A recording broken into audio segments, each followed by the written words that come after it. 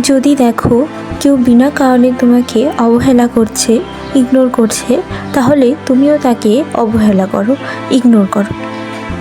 যদি কেউ তোমাকে ইগনোর করে, তুমি তাকে পাল্টা মেসেজ করো না যে কেন এমন করছো বলে জিজ্ঞেস করো না।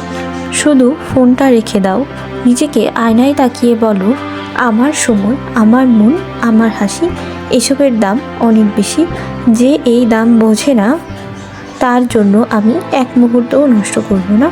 উঠে দাঁড়াও, নিজের জীবনটাকে এত সুন্দর করে তোলো, নতুন শখ, নতুন বন্ধু তৈরি করো, নিজের জন্য সময় দাও, যাতে যে তোমাকে ইগনোর করছে সে একদিন দেখবে তুমি আরও উজ্জ্বল হয়ে উঠেছ।